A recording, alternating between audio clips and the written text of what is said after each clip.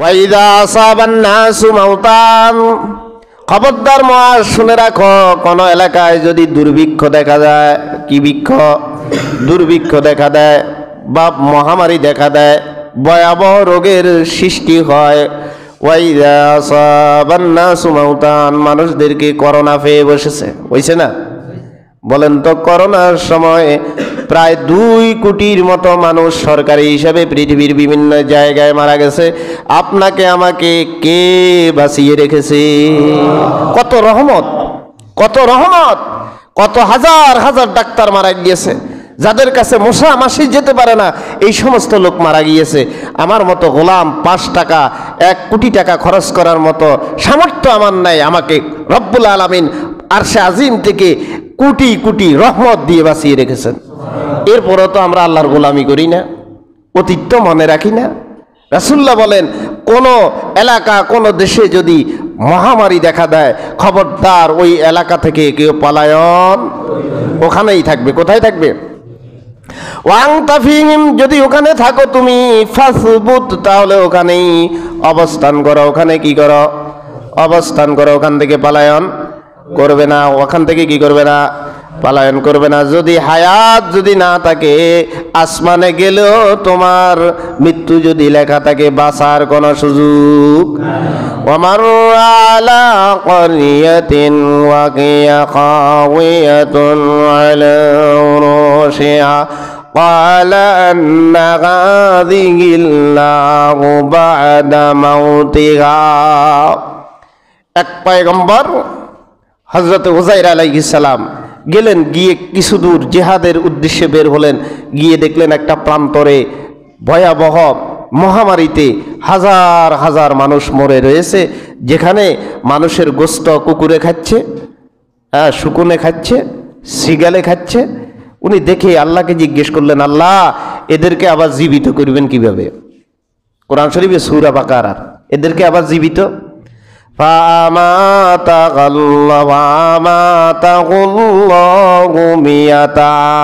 রব্বুল আলামিন হযরতে উযাইর আলাইহিস সালামকে একটা গাছের নিচে 100 বছর পর্যন্ত ঘুমন্ত অবস্থায় রেখেছেন। টাইম ট্রাভেলের ভিতরে ফালাই দিয়েছেন। কিসের ভিতরে? টাইম ট্রাভেলের ভিতরে।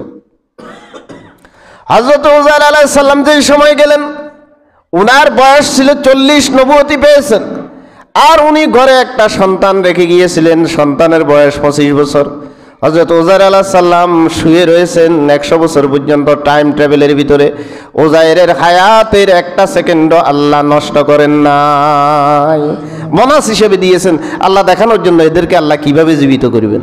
ওরে বুঝিও না, আর 2-3 মিনিট সময় দিতে পারবেন নি আমারে? আচ্ছা, উযাইর আলাইহিস সালাম শুয়ে রয়েছেন ঘুমন্ত অবস্থায়। 100 বছর পরে উযাইর আলাইহিস সালামকে আল্লাহ ঘুম থেকে জাগ্রত করলেন। উযাইর আলাইহিস সালামের ছেলের বয়স 125 বছর। উযাইর আলাইহিস সালাম ঘুম থেকে উঠলেন, উযাইরের বয়স 100 বছর। বাপের বয়স কয় বছর? কথা কয় না। বাপের বয়স 100, ছেলের বয়স 125। ওরে বুঝো না আল্লাহ।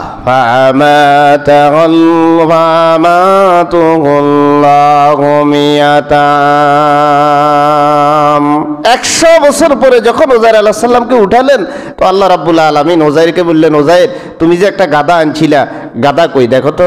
আল্লাহ, গাধা তো দেখিয়েন না, একটা প্রাণীর হাড় গোড় দেখতে আসি। 100 বছর পরে তো হাড় গোড়ও থাকবে কথা না, ওরে বুঝেও না। এগুলা দেখার পরে আল্লাহ রাব্বুল আলামিন বললেন, তুমি দেখো তোমার খানা কোথায় খানা আনছিলা? 100 বছর আগে বাড়ি থেকে স্ত্রী রুটি আর দুম্বার গোস্ত অথবা বর্ণনা অনুসারে ওটের গোস্ত দিয়েছিলেন, গাদার উপরে রেখেছিল। ওই গাদা মরে ওই খানাগুলো নিচে পড়ে রয়েছে।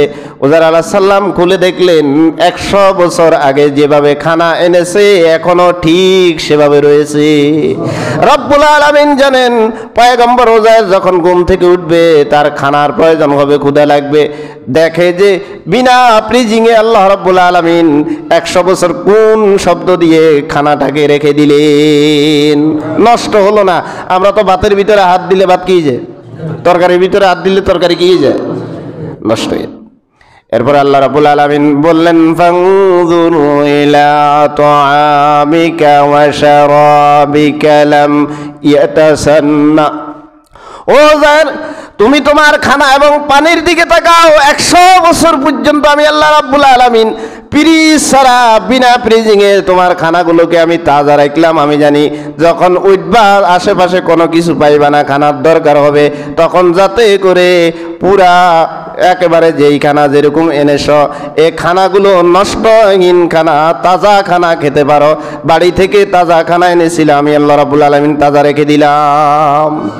انظروا إلى طعامك وشرابك لم يتسنى وانظروا إلى حمارك।